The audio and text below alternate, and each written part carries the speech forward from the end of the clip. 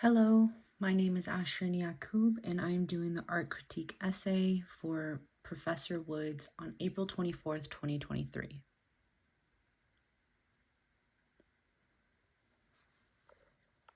For my project, I decided to visit the Getty Center. The Getty Center was a legendary and beautiful place because there was a diverse art that was displayed within different types of ways, such as drawing, painting, and sculptures. This project gave me the experience and opportunity to explore art about my culture, which is beyond rare and astonishing. During BC, the Assyrian used mud brick materials used to help form shapes that they wanted, along with white Glycium plaster that would be glazed in the sunlight, giving the art the beautiful structure and shine that it has. Finding two sculptures, one of a man's face and another of a woman's face, that was considered the Assyrian beauty standard at the time. It was a little information about the artist and the history of the art. However, it's beautifully displayed in the detail of what forms and beauty that were desired during the time. Then the second art that was stood out to me was the best of a man wearing a military cloak in AD 138 through 168. During the war with Emperor Antonius. It's very simple, yet it has much detail on what physically is displayed and within the body language. You can see a lot of confidence and pride built up in the structure. Digging deep into the history of what war was going on during the Roman times and which war he was possibly involved in, that could give the audience more history and background of this man, is considered the best. All together, the art was beautifully displayed, and the lighting and placing of the most of the structures were all well kept and respected. Learning so much about my own culture and Roman culture gives me a sense of value. Starting with Assyria, also known as ancient Iraq during the 14th and 13th century of BC, a lot of art displayed. According to Gina Castonia Polonius, gorgeous to gaze upon, forests as liminal spaces and boundary zones. It states that many exhibit conditions with internal arts, and yet at the same time asserts a new Assyrian artistic identity. The adoption of internalizing elements hints at Assyria's attempts to diplomatic acceptance, while the state's ultimate rejection of diplomacy in favor of imperialism find expressionism in a forceful Assyrian style based on narrative and verisimile. It's noted a lot in history where the Assyrian people will fight for the government. However, it's amazing because it was recorded a very long time ago, which means it's natural for people to eat, fight, sleep, and make art in the same ways that we do 6,776 years later.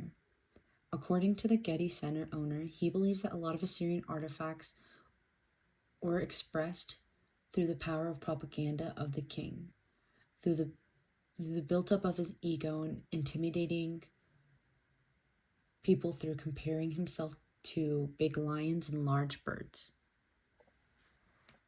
This is Assyrian art that is displayed in the Getty Center that stood out to me. A couple features that I'd like to point out are the lions on the floor that show that they are being tamed. I also like to point out their hats and their clothing, about how they have belts around their waist no matter what gender. I also like the waves in their hair and the end curls. There's a lot of stone sculptures, and this one has a lot of detail, and the lighting in the museum really helps out with the shading. First, I'm going to start with the head of Eunuch. This is a side profile of an Assyrian woman. It was displayed in the royal palace of Sargon II, done by gypsum material. It is very well done and beautifully displayed through the side profile of a woman. She has very beautiful curly hair, very similar to mine, with her edges slightly brushed down to her head. She has a pointy chin and a long nose with her lips very average. Her ears are slightly small and she is wearing earrings along with a necklace or designed neckline. The color remains a tan stone. The lighting in the Getty Center gives a lot of shading and dimension. The artist was trying to detect what average beauty standard was at the time. On slide 4, there are images of modern people found on an Instagram page called Here is Assyria. It gives a point of view of the people, food, and village in which most of the images of Assyrian flag come from. Both people are dressed up in a traditional clothing for the Assyrian New Year on April 1st, making it the 6,773rd anniversary. The comparison between both are very similar within the nose, lips, and hair structures. It was first located in the London Museum and transported to the Getty Museum in 2019. This is another art piece that I found interesting at the Getty Center. I really liked it because it represented how the Assyrians would do their different type of war tactics and what they would do to their enemies. I see that they're using arrows, shields, and ladders. And to their enemies, they are throwing them in pits and hanging them.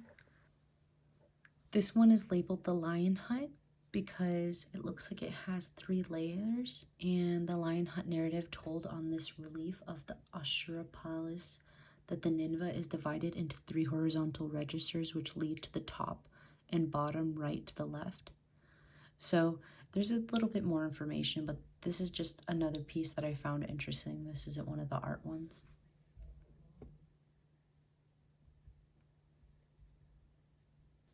I like this piece a lot because it reminds me a lot of what the owner of the Getty Center said about a lot of Assyrian art represented how he wanted to compare himself to large animals such as lions and tigers and be associated with sweet fruits and riches. For my second art piece, I would like to go over the head of a bearded man. It is a side portrait of an Assyrian man that was done by the very similar artist to the previous one.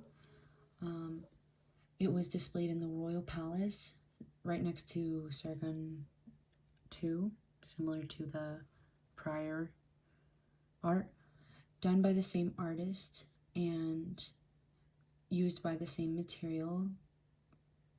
This culture is very identical to the previous one because they are done by the same artist at the same time, around the same time. I really enjoy the similarities between the two and the textures and size of the curly hair. The ears, eyebrows, and nose have similar sizes and lengths. The color remains the same as the tan stone color being affected by the lighting in the Getty Center or Getty Museum. This is no jewelry. There's no jewelry on the man, and it was previously in the London Museum and transferred into the Getty Museum in 2019. This is some art that I saw in the Getty Museum that I also wanted to add on. I really enjoyed the little details in how they would assume the details in all the structure would look like. I really like the designs, the flowers, the symmetry, and the colors, the orange, the red, and the yellow. They look very beautiful. I like the details in the males' faces, the noses, the curly hair, and the length of it. The shaped beards are very common and very culturally correct. The arrows were very similar to the prior art that I was showing, along with the shields and the long sticks. Finally, we have The Best of a Man Wearing a Military Cloak by Martin. This was sculpted in Roman AD 140 through 160. This is completely made of marble. The clothing he is wearing indicates that he was part of a military at the time, and even possibly a commander. He has a lifted nose and a large white rounded eyes, showing his Roman features, along with his short curly hair. His lips are very thin, and he also has a very large beard, cut almost half an inch. The cloak gave a good indication of what the time period was, because only a certain ruler preferred the shoulder covered as a war clothing. There's also a lot of indication and detail of his age within his wrinkles on his forehead and on around his eyebrows, meaning he was very wealthy and rich to live long enough. There is so much identity to this Roman man other than his clothing and his facial features. Finally, this is my work cited. In conclusion, this project taught me so much about being able to fall in love with a variety of art and seeing the details in that. At the same time, it was completely unknown what the present has to display as to what might be considered beauty. With the angle of the lining of the stone structures and the details, such as the nose, ear, eyes, nose, and lips, may have changed. I'm 100% Assyrian, and there is a slight differences, yet I still have almost all the same structures and features. Being able to relate and look like art was amazing because in America, the ideal look is very different.